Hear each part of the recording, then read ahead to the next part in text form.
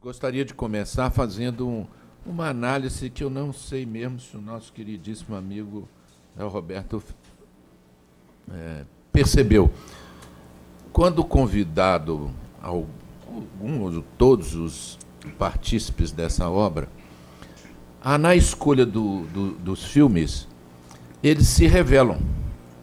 Ou seja, quem escreveu sobre determinado filme colocou ali muito ou tudo de si, uma parte da sua percepção humana, uma parte da sua percepção jurídica, uma parte das suas convicções políticas, de certa forma até ideológicas, colocou-se na escolha dos livros a alma de quem escreveu. Não sei se Zé Roberto percebeu essa colocação, mas aqui ficou evidenciado isso que está.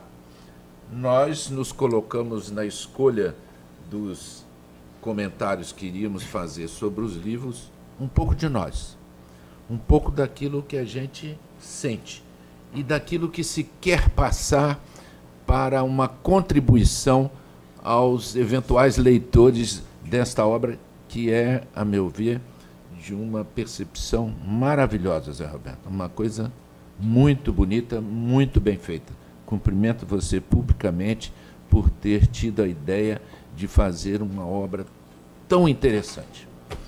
Bom, no meu caso, eu não nego que isso tenha ocorrido.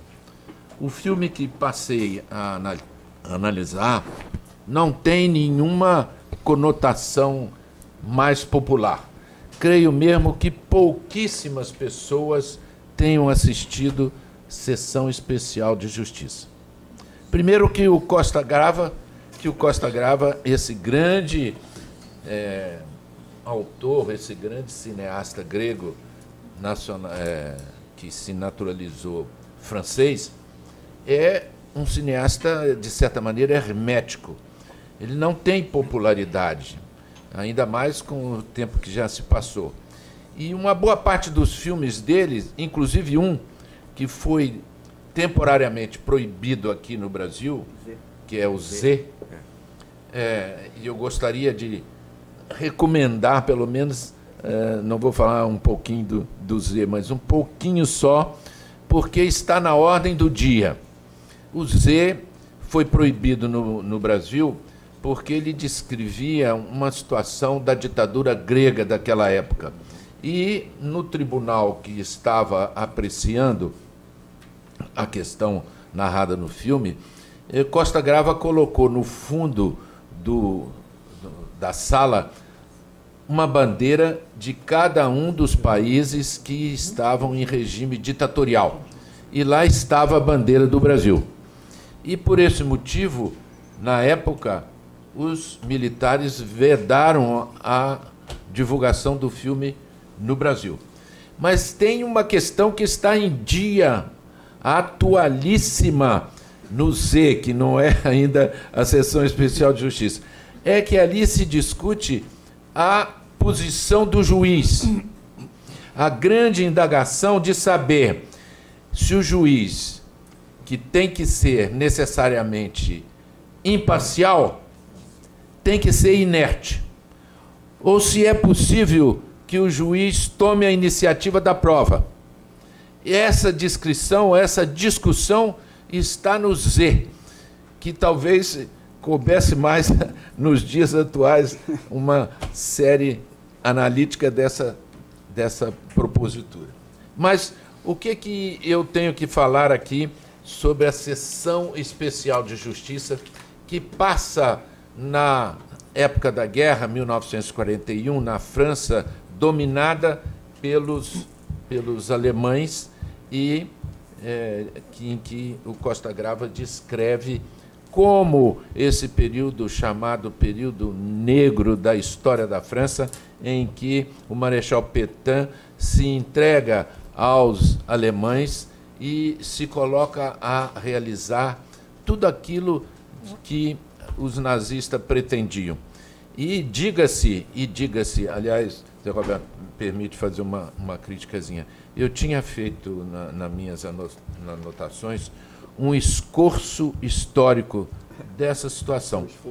Mas acho que quem fez lá a obra não sabia o que era escorço e botou, então, esforço. Então, no livro está escrito esforço histórico, mas não é isso.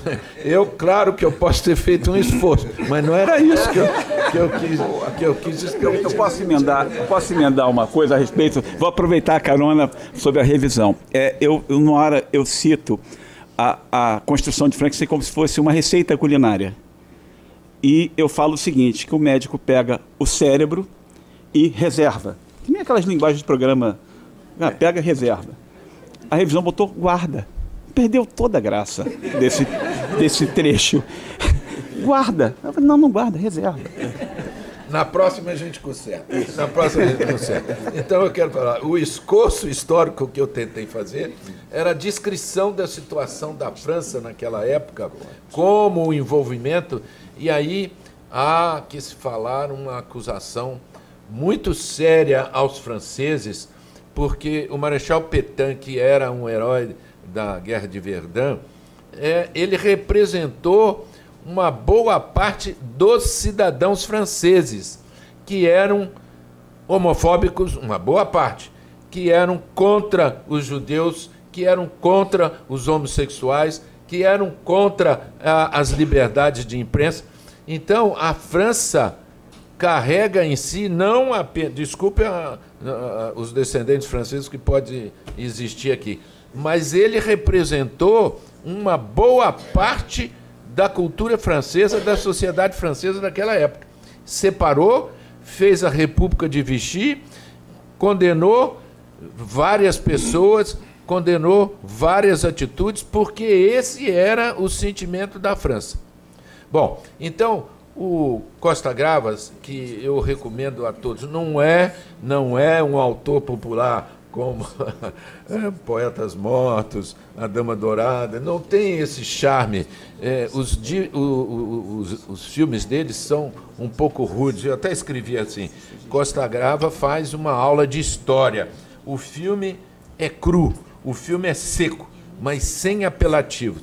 O filme é cruel para mostrar, e aí está o que eu queria deixar para todos vocês, deixar a imagem que o Costa Grava fez, que mesmo os países que têm a maior cultura literária, a maior cultura humanística, como seria a França, ela, quando dominada por um títere ou por um governo autoritário ou por um governo ditatorial, que pode até ter sido escolhido por eleições livres, mas que se revela um títere, que se revela um ditador, aqueles princípios em que a Revolução Francesa se baseou, criou liberdade, fraternidade, isso tudo é julgado no chão quando se tem a alegação que o Costa Grava fala, os interesses ou razões de Estado.